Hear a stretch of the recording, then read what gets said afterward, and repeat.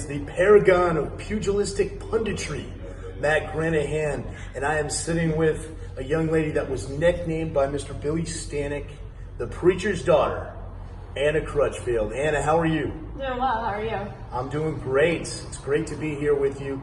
Now, Anna, I want to give the fans a little bit of background. You were born in Indiana. Yes, sir.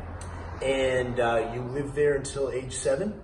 Yeah, around that. And then we moved to Travelers Rest, South Carolina. Travelers Rest, up in the upstate, outside of Greenville. And share some memories growing up as a preacher's daughter. Oh my goodness.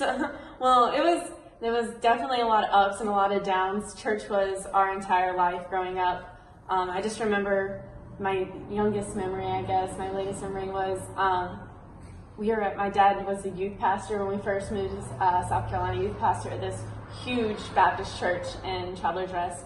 And I remember building little forts out of cardboard boxes, and me and my brother would play in those for hours while my dad was in meetings and stuff like that. But yeah, we were always in the church 6-7 days a week. We were there. Awesome. Now, your faith obviously has been important to you throughout your life? Yes, of course. Yeah, Excellent. it's the biggest part of my life. Excellent. Now, you took that faith with you to the combat sports, and it was at the age of 12, and am I correct, that the sweet science of boxing was how you started out in the combat sports? Yes, sir. What did your father, a lifelong preacher, how did he feel about you getting into the combat sports? Oh, my dad was my biggest supporter, biggest fan.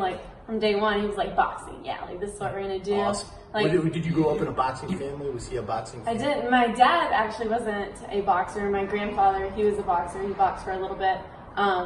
But it was really just to stay in shape. I was a cross country and track runner in middle school. So it was really just it started off just to stay in shape for that, and the off season little fitness boxing almost. And then after the first time I sparred, fell in love with it. I was like, yep, this is what I need to be doing. This is so much fun. I can hit this girl. I don't even get in trouble for this. This is where I need to be. So how old were you when you started competing? I think I had my first fight 13 years old, 13 or 14, something like that. So you went from there in boxing. First of all, share some memories for your early boxing career. Let's talk about your first fight. Do you remember your first boxing fight? I remember my first fight like it was yesterday. So me and my boxing coach, he always he wanted to perfect me before he put me in there. And he's like, we're not gonna worry about perfecting all the punches and everything. I want you to worry on moving your feet. Stay moving that way, because if you're moving, she can't hit you. If you're not there, you can't be hit. And the jab and the cross. That's it. So I knew a 1-2, and I knew to move my feet and a feint. So my entire first fight, I threw literally, I think, all jabs and 2 right hands, and I won. Awesome. And I was feint, jab, and I just move. And I was jab, jab, jab. And every time coming in, he was just jab and a jab. So I was okay. And my left arm was just going, the whole time. And then I think I threw in the 3rd round. I felt comfortable enough to throw a right hand, and I was look at that landed. I'll throw another one. That was it. Awesome. So you're victorious in your first boxing fight. You're continuing in boxing. What was the transition to kickboxing? When did that come for you? So I was actually kind of in between training. I didn't really have a gym to train at the time. My coach was training me at a warehouse, this old strength warehouse, and I went to do a it was a TV show or a news segment, and it was called the Fight Club. So I was there with all my belts, and it was all boxing. And I saw Thompson and Ray Thompson walk in. And then I'm sitting there, my dad leans over and he's like, "That's Wonder Boy." And I was like, "What? Who is that?" He's like, "It's Wonder Boy. He's a UFC fighter." And I was like, "No way!" And then he was like, "Cool, belts," and starts talking to me. So Wonder Boy was already in UFC by that point. Yeah, he was already in UFC. I think he had just made it into the top 10. He wasn't at the very top yet, but he was in the UFC, and he started talking to me about the belts and stuff like that. And he's like, we do kickboxing. You should come try us out sometime. And I didn't have a gym, and I was starstruck. I was like, oh my God, Stephen Thompson's talking to me. This is great. So can we please go? So we went, and I went there just to box. And they're like, we don't do just boxing here, but they brought in a coach for me to just train hands. And then eventually, I started seeing everybody else is doing kickboxing. And Mr. T's like, that's where you're going to end up, right? Yeah. Now you're not talking about the pity the fool, Mr. T. No, wrong Mr. T. Now you're talking Mr. about Thompson. Mr. Thompson, Yes. who was a renowned in karate. Stephen Thompson's dad. And Stephen Thompson, for fans that are outside of South Carolina, he came out of the upstates. He actually fought a friend of ours, Jeremy Jones, that I mentioned earlier, as he was coming up in his career. And I would say, alongside of Sarah McMahon, he's probably the biggest name fighter to come out of South Carolina. Yeah, for sure. He's an awesome person. Inside the cage, outside the cage, he's amazing. So your primary coach for kickboxing was Stephen and his dad? Yes. Yeah, Awesome. so it still is. My head coach is Mr. T, and then Steven's on the team, like with us, so we're on Team Pitch Black, but he also helps coach like all the time. Excellent. And that's upstate karate? Yes, sir. Awesome. So talk about your kickboxing career. You won a world championship. You were 11. Take us through that. What was that world championship like? So I actually, going into it, they had built up this opponent like so much, and she had like 17 fights. At this point, I'd had a lot of boxing experience, but I was only 3-0 as a boxer or as a kickboxer. So the kicking game still, I didn't feel as comfortable throwing my kicks yet. I was still mainly like get on the inside, let's punch, we'll box out, and I'll throw a leg kick sometimes type thing. So they're like building her up, and like she's like this amazing kickboxer. It's this world title fight. So in my head, I'm like freaking out this entire time. Like my nerves are getting to me, and then Mr. T, like literally, he was wrapping my hands. He looked at me in the eyes. He's like, "You know you're gonna win this fight, right?"